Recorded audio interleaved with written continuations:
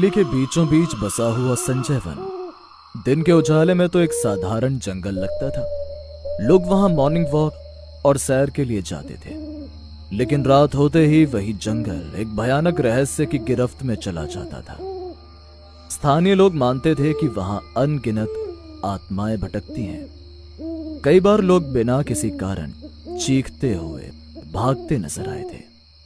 Police तक ने कई अजीब घटनाओं की रिपोर्ट दर्ज की थी। रात के 11 बज रहे थे।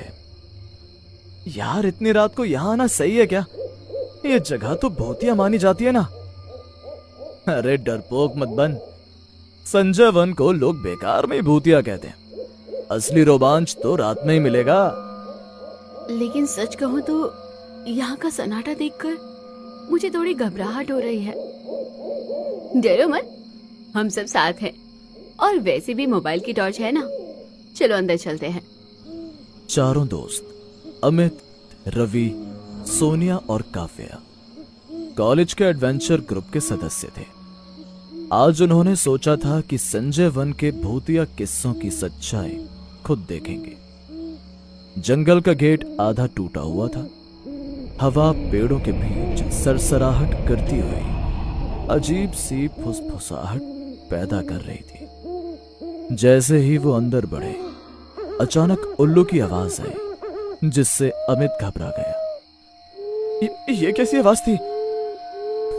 अरे पागल, उल्लू था। यहाँ उल्लू, कुत्ते, लोमड़ी, चमगादड़ ये सभी मिलेंगे। इन जानवरों की आवाजों के कारण ही लोगों को लगता है कि यहाँ कोई भूत है। लेकिन सोनिया को कुछ और ही महसूस हो रहा था। उसके कानों में धीमी धीमी आवाज आई, मदद करो, मदद करो। क्या तुम लोगों ने सुना?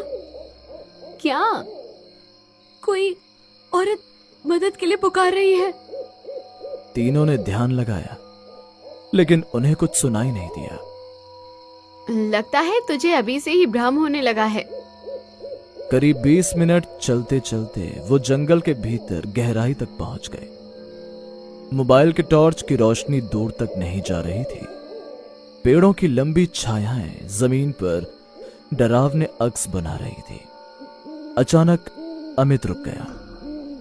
रुको, वहां देखो, वहां कोई खड़ा हुआ है। सबने देखा। दूर एक पेड़ के नीचे सफेद साड़ी पहनी हुई औरत खड़ी थी। उसके लंबे बाल हवा में उड़ रहे थे। ऐसा लग रहा था कि वो इस घने जंगल में अकेली थी, क्योंकि उसके आसपास कोई और इंसान दिखाई नहीं दे रहा था। ये कौन है? और इतनी रात को इस घने जंगल में अकेली क्या कर रही है? लगता है कोई और भी यहाँ घूमने आया। चलो चलकर उसी से पूछते हैं। वो औरत धीरे धीरे उनकी ओर मुड़ी। उसका चेहरा बिल्कुल सफेद, आंखें लाल जैसे अंगारे, होठों से खून टपक रहा था। चारों के पैरों तले जमीन खिसक गई। वो औरत अचानक हवा में गायब हो गई। उन सबको समझ ही नहीं आ रहा था कि अभी जो उन्होंने देखा वो सच था या कोई भ्रम। यहाँ जो कुछ भी हो रहा है वो नॉर्मल नहीं है।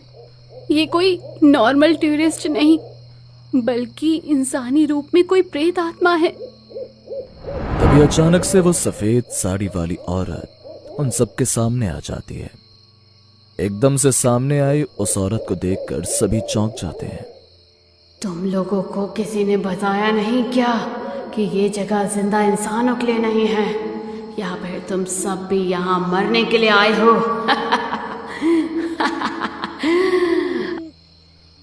हमें इस बात का बिल्कुल कोई अंदाजा नहीं था कि यहाँ भूत प्रेत होते हैं। हमें लगा था कि ये सब बस अफवाह होती है। अब जब तुम सब यहाँ आ ही गए हो तो ये जान लो कि आज तक यहाँ से जिंदा बचकर कोई नहीं गया है। इतना बोलते ही वो चुड़ैल उन सब पर झपट पड़ती है। वो झपट कर रवि का पैर पकड़ लेती है और उसे अपनी ओर खींचने लगती है। सारे दोस्त घबरा जाते हैं। अमित को एकदम से याद आता है कि भूत प्रेत रोशनी से घबराते हैं। इसलिए वो अपनी जेब से मोबाइल निकालकर उसकी टॉर्च ऑन करता है। तेज रोशनी पड़ते ही वो चुड़ैल एकदम से चिल्लाती है और रवि का पैर छोड़ देती है। वो सब मिलकर रवि को उठाते हैं और वहां से भागते हैं। चारों घबराकर दौड़ने लगे, लेकिन जैसे जैसे वो भागते जंगल और घना होता गया। उन्हें बाहर का रास्ता समझ ही नहीं आ रहा था। वो जिस भी रास्ते पर जाते वो रास्ता भी बिल्कुल पिछले रास्ते जैसा ही दिखाई देता। कुछ देर बाद वो एक जगह रुके जहां जमीन पर राख बिखरी हुई थी और जली हुई लकड़ियों के ढेर पड़े थे। ये जगह तो शमशान जैसी लग रही है। यहाँ तो लाशें जलाते होंगे। अचानक राख के ढेर से धुआं उठने लगा। उसी राख से कुछ डरावनी आकृतियां बाहर आने लगी। वो आकृतियां धीरे धीरे इंसानों का रूप लेने लगी। ये क्या हो रहा है यार? डरावनी आकृतियां उन सभी दोस्तों की तरफ देखकर हंसने लगी। सभी दोस्तों की टांगें कांपने लगी। मुझे घर जाना है, यहाँ नहीं रहना।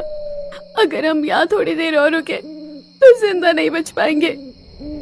अचानक जोर की आंधी चली। सबने आंखें बंद कर ली।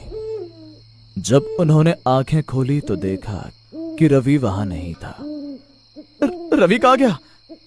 वो तो यही खड़ा था, एकदम से कहाँ चला गया? तभी दूर से रवि की चीख सुनाई दी, बचाओ बचाओ। वो सब आवाज की तरफ दौड़े, लेकिन वहां सिर्फ खून के धब्बे मिले और जमीन पर रवि का मोबाइल पड़ा था जिस पर खून लगा हुआ था। वो आंधी उस चुड़ैल के कारण ही चली थी, जिसके कारण सभी दोस्तों ने अपनी अपनी आंखें बंद कर ली थी। सबकी आंखें बंद होते ही वो चुड़ैल एकदम से हवा में प्रकट हुई और रवि को उठाने लगी। रवि ने अपना बीच बचाव करते हुए उस चुड़ैल से लड़ने की कोशिश की, पर वो चुड़ैल रवि से काफी ताकतवर थी। उसके आगे रवि की एक न चली। लड़ते हुए रवि ने चुड़ैल को भागने के लिए अपने मोबाइल की लाइट जलाने की कोशिश की, पर उस चुड़ैल ने तुरंत उसके हाथ को झटक दिया, जिससे उसके हाथ से खून निकला और उसका मोबाइल भी वहीं नीचे गिर गया। मोबाइल गिरते ही रवि के पास कोई और चारा नहीं था, जिससे चुड़ैल आसानी से उसे अपने साथ ले गई। नहीं, ये नहीं हो सकता। ये चुड़ैल बहुत शक्तिशाली है, हम इससे नहीं लड़ सकते। अगर हमें अपनी जान बचानी है तो अभी के अभी यहाँ से बाहर निकलने का कोई रास्ता ढूंढना होगा, नहीं तो सुबह तक हम सब की केवल लाशें ही यहाँ मिलेंगी। पता नहीं क्यों, पर मुझे अभी भी ऐसा लग रहा है कि ये सब जो भी हो रहा है उसके पीछे किसी का हाथ है। कोई हमें मारना चाहता है, पर कौन? हमने किसी का क्या बिगाड़ा है? सोनिया ने अचानक वही धीमी आवाज दोबारा सुनी, मुझे मुक्त करो। तुम लोग सुन रहे हो ना? कोई औरत बार बार कह रही है, मुझे मुक्त करो। शायद ये जगह सच में श्रापित है। अचानक सामने वही सफेद साड़ी वाली औरत फिर से दिखाई दी, लेकिन इस बार वो रो रही थी। मैं इस जंगल में कैद हूँ। जिसने मुझे मारा था उसने मेरी आत्मा को बांध दिया। तुम सब यहाँ से भाग जाओ, वरना। उस औरत का ये रूप देखकर तीनों दोस्त अब ये तय नहीं कर पा रहे थे कि वो औरत लोगों को वहां बुलाकर मारती थी या फिर वो खुद वहां फंसी हुई थी, जिससे निकलने के लिए वो ये सब कर रही थी। मुझे लगता है कि इस औरत को हमारी मदद की जरूरत है। हमें इसे यकीन दिलाना होगा कि हम यहाँ इन्हें नुकसान पहुँचाने नहीं, बल्कि इनकी मदद के लिए जो भी हमसे हो सके हम वो करने के लिए तैयार हैं। वो डरावनी औरत कभी एकदम से उदास हो जाती तो कभी एकदम से गुस्से में आ जाती। ऐसा लग रहा था कि वो अपनी भावनाओं को काबू में नहीं रख पा रही थी। उसकी आंखों से खून बहने लगा। अचानक उसके पीछे दर्जनों छायाएं खड़ी हो गई और हर छाया इंसानी कंकाल जैसी दिख रही थी। अब तीनों दोस्त बुरी तरह फंस चुके थे। हमें छोड़ दो, हम यहाँ किसी को नुकसान पहुंचाने नहीं आए हैं। तुम लोग यहाँ से भाग नहीं सकते। जब तक मेरा बदला पूरा नहीं होता तुम लोग यही रहोगे। तुम्हें किससे बदला चाहिए? औरत ने अपनी लंबी उंगली से पास की मिट्टी खोदी। वहां से एक टूटी हुई चूड़ी और खून से सनी हुई चाकू मिली। मुझे मारने वाला आज भी जिंदा है। वो इस जंगल में आता है, उसकी आत्मा मुझे चैन नहीं लेने देती। क्या तुम हमें बता सकती हो कि वो कौन है जिसने तुम्हें मारकर तुम्हें यहाँ ऐसी हालत में फंसा दिया है? हम तुम्हारी आजादी में तुम्हारा साथ देना चाहते हैं। मुझे इंसानों पर भरोसा नहीं है। इंसान बोलते कुछ और है और करते कुछ और है। तुम हमें बाकी इंसानों जैसा मत समझो। हम जो बोल रहे हैं वही सच है। हम सही में तुम्हारी मदद करना चाहते हैं। बदले में हम बस यही चाहते हैं कि तुम हम सबको मत मारो। अचानक सबके पीछे कदमों की आवाज सुनाई दी। कोई आदमी टॉर्च लेकर आ रहा था। वो था रेंजर संजय, जो इस जंगल की देखरेख करता था। उस औरत ने जैसे ही रेंजर संजय को देखा, वैसे ही उसकी आंखें आग की तरह जलने लगी। यही है मेरा हत्यारा। रेंजर संजय का चेहरा पीला पड़ गया। वो समझ नहीं पा रहा था कि ये सब क्या हो गया था। संजय ने वहां आने वाले टूरिस्ट में ये अफवाह फैलाई थी कि यहाँ का भूत प्रेत किसी को भी पकड़कर उसे मार देता है, पर सच्चाई यही थी कि वो चुड़ैल केवल उन पर ही हमला करती थी जिनसे उसे खतरा महसूस होता था। वो उस वन की सीमा लांघने वाले इंसानों पर यही सोचकर हमला करती थी कि वो उसी रेंजर के दोस्त हैं और उसी से मिलने आए हैं, जिसलिए वो उन पर हमला करके उन्हें मार देती थी ताकि वो संजय से बदला ले सके। नहीं, ये तुम क्या बोल रही हो? ये झूठ है। लेकिन तभी जंगल गूंज उठा। सब छायाएं एक साथ चीख उठी। हत्यारा, हत्यारा। और देखते ही देखते सफेद साड़ी वाली औरत ने संजय को अपने बालों में जकड़ लिया। उसकी चीख गूंजती रही और वो अंधेरे में खिंचता चला गया। धीरे धीरे संजय की चीखें शांत हो गईं। अब जंगल में फिर सन्नाटा था। सफेद साड़ी वाली औरत अचानक शांत हो गई। मेरा बदला पूरा हो गया, अब मैं मुक्त हूं। उसका शरीर धुएं में बदल गया और धीरे धीरे आकाश में विलीन हो गया। तीनों दोस्त स्तब्ध खड़े थे। उन्हें समझ नहीं आ रहा था कि उनके साथ क्या हो रहा था। रवि, वो कभी वापस नहीं आएगा। ये जगह सच में श्रापित है। यहाँ जो भी आता है शायद कभी लौट कर नहीं जाता। मुझे लगता है कि अब ये वन श्राप मुक्त हो गया है।